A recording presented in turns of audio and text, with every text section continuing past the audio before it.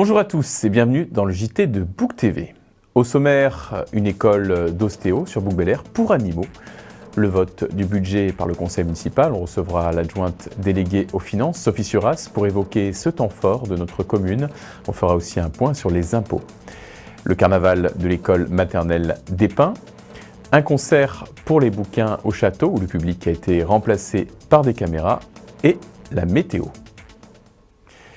Bouc-Bel-Air possède une école d'ostéo, pas comme les autres, puisqu'il s'agit de la formation de professionnels pour animaux, chiens, chats, chèvres ou bien encore lamas. Nos compagnons à quatre pattes sont entre de bonnes mains, comme vous allez pouvoir le découvrir dans ce reportage.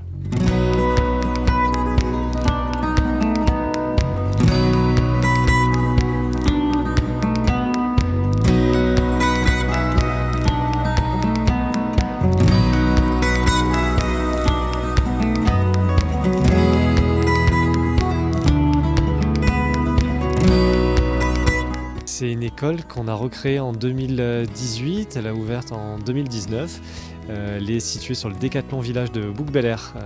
On est un partenaire donc, de ce Décathlon Village et c'est un établissement d'enseignement supérieur privé qui permet de se former au métier d'ostéopathe animalier. Alors on se forme à un métier, on se forme aussi à des examens nationaux puisque c'est un métier qui est encadré maintenant par des décrets et un arrêté, donc des textes de loi qui donnent une dérogation de la médecine vétérinaire pour exercer des actes d'ostéopathie animale.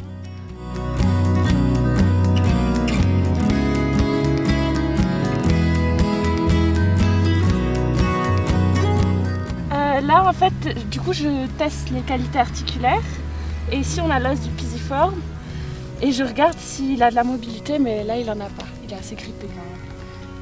En fait là je vais vraiment chercher les défauts de mobilité.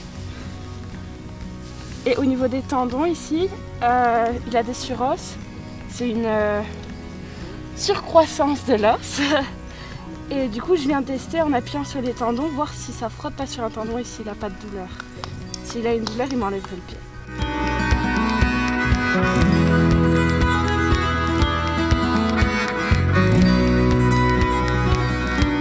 Là aujourd'hui on est accueilli par Aix en Lama sur lesquels on découvre un petit peu une approche chez des espèces un petit peu plus exotiques comme le lama en l'occurrence.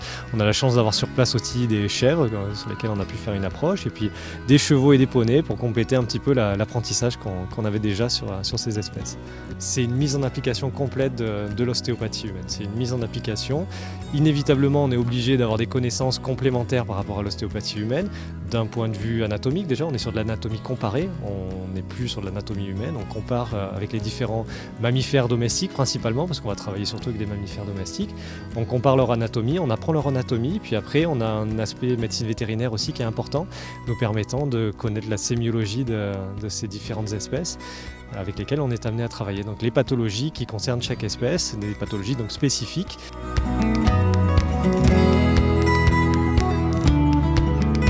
Ça a l'intérêt aussi de ne pas leur mettre des produits quand ils sont comme nous en tant qu'humains, pas leur mettre des produits, des piqûres, des machins, si on peut faire des soins différemment. Et puis de toute façon, au niveau de la sociabilisation, le contact manuel avec l'animal est très très intéressant.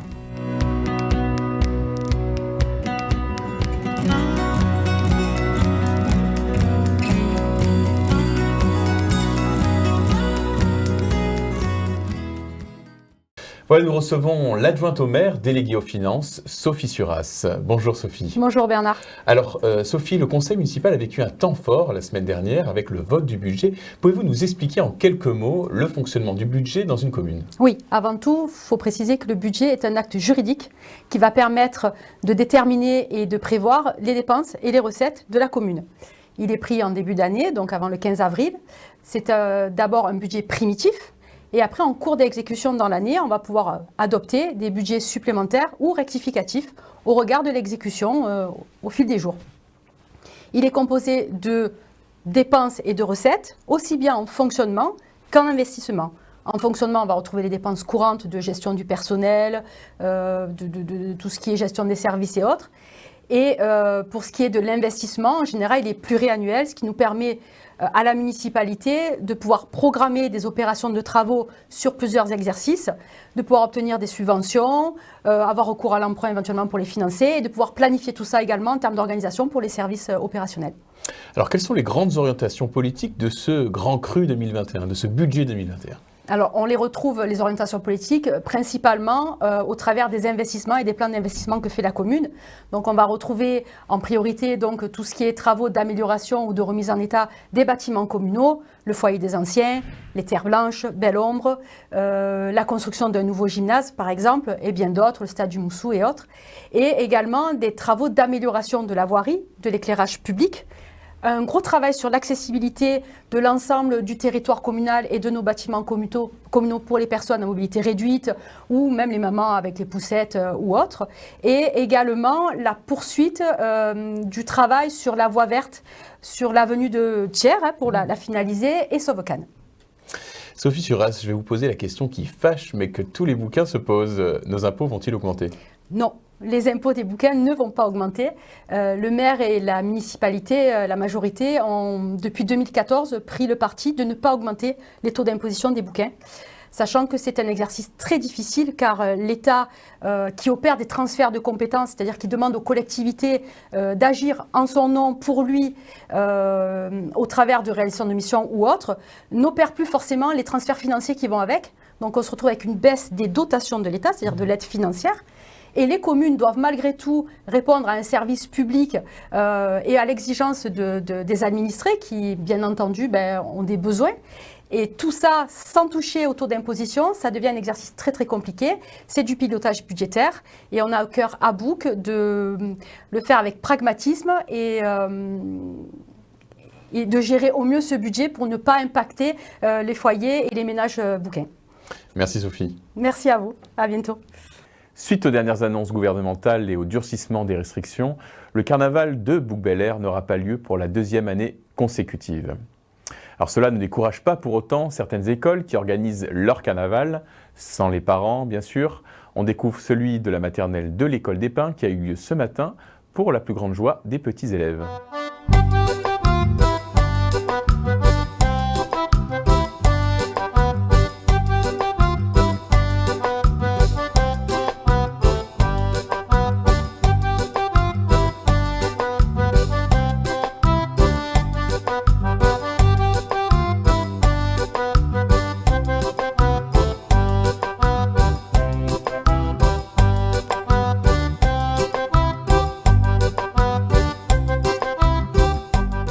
Il y avait surtout une attente des parents en fait, qui nous ont demandé si on faisait le carnaval. Les enfants ils sont encore un peu petits pour savoir si on a envie de faire le carnaval. Je pense qu'il y en a, c'est leur premier carnaval en plus. C'était surtout les parents qui nous ont sollicités là, avant les vacances. On s'est dit ça fera un petit peu de positif, d'énergie positive dans cette ambiance un peu morose en ce moment là. Et puis je pense que les enfants, on a préparé ça aussi en aval, en amont pour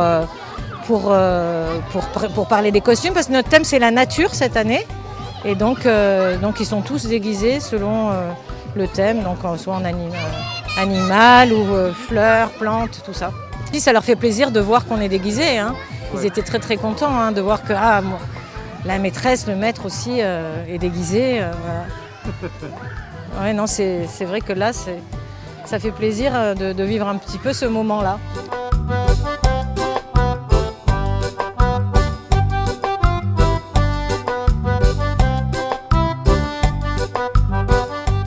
La semaine avant les vacances scolaires, j'avais demandé moi à la maîtresse si on pouvait pas faire carnaval, puisque moi je suis assistante maternelle et on déguise les enfants, on fait carnaval. Et voilà, c'était un peu compliqué. Finalement, avec plusieurs parents, on en a rediscuté sur le parking en sortant d'école.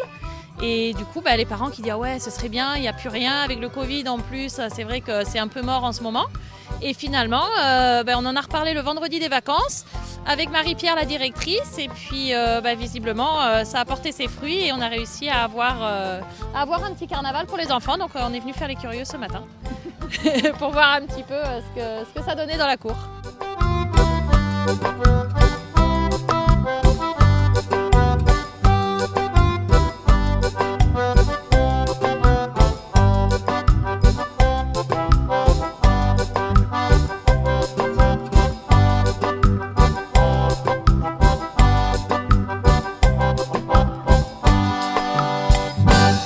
Côté activité sportive, la municipalité se réinvente à chaque annonce gouvernementale.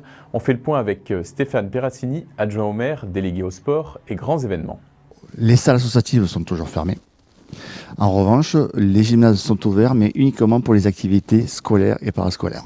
Tout comme mercredi, vous avez l'UNSS qui faisait ses petits stages sur le gymnase, mais pour l'instant, voilà, on se cantonne qu'au scolaire. Nous avons décidé donc d'ouvrir le stade du Moussou pour faire bénéficier de ce complexe aux administrés ainsi qu'aux associations.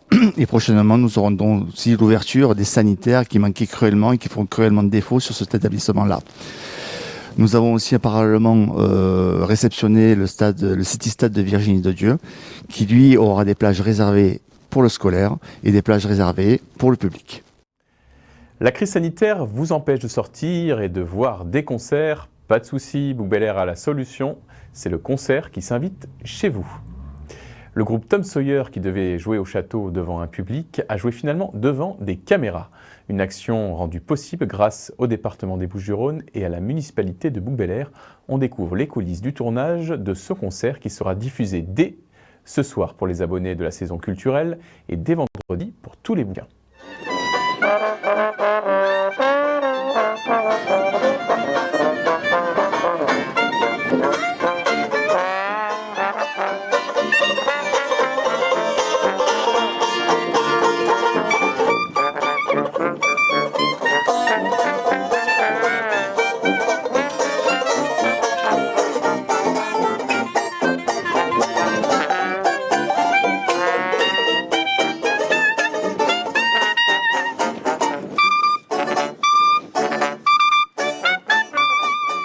Oui, ben écoutez, donc c'est la première captation que nous organisons dans le cadre de Provence en scène, qui est un soutien du conseil départemental qui nous a permis de faire cette captation qui a deux avantages.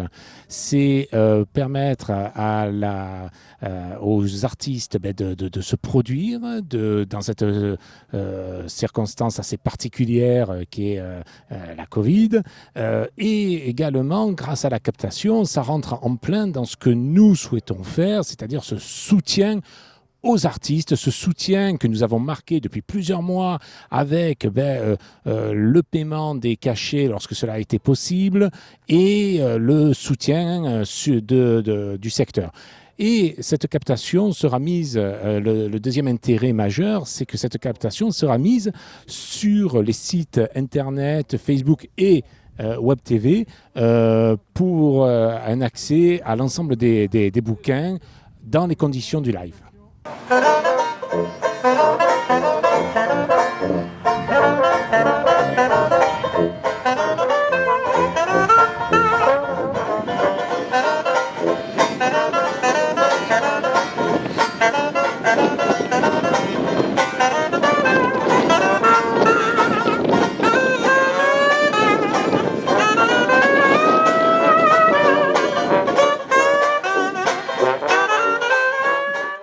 Eh ben moi je suis musicien de jazz, je joue dans la région aixoise, Marseille, le Grand Sud, et puis en ce moment évidemment à Book Bel Air et sinon à la maison parce qu'il n'y a pas trop de travail.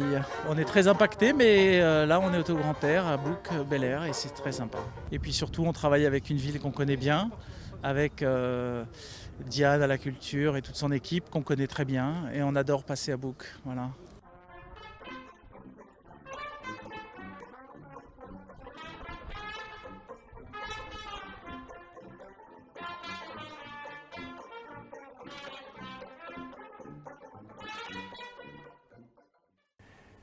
Merci de nous avoir suivis. Vendredi, Book TV diffusera le concert de Tom Sawyer, tourné la semaine dernière au château. Et tout de suite, c'est la météo de Sophie.